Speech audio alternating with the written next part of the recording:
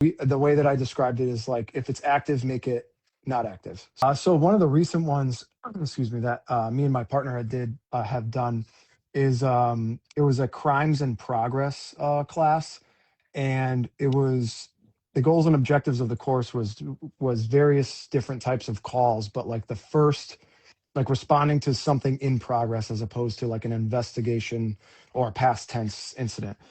And so we had multiple different scenarios that we had come up with. And the thing that we did differently this time that I found, well, I was told by the recruits was extremely helpful was when we designed the scenarios from like, and we used this really cool book, Creating Training for Law Enforcement, to help us kind of format everything. But what we did was we're like, all right, this is a crimes in progress thing.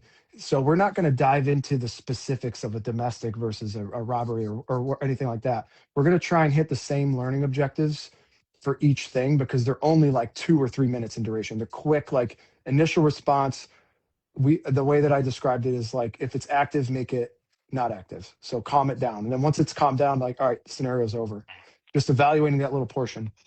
And we found that when we dissected all of those scenarios at the conceptual level, they were kind of all the same things, right? When we realized that, we had each scenario written up with all the things that we needed. And we also had like, hey, we want the goal of this scenario is for them to be able to do this and learn this, which then brought us to when we did our debriefs, if they had any questions that they couldn't answer themselves, the points that we would bring up were directly related to the learning objectives that we had already established for those scenarios.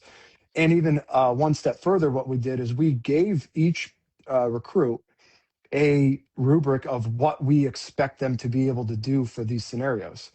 And they had like 7 or 8 scenarios to do and one sheet of paper with 5 objectives on it. And they're like, but this is it? I'm like, yeah, that's it.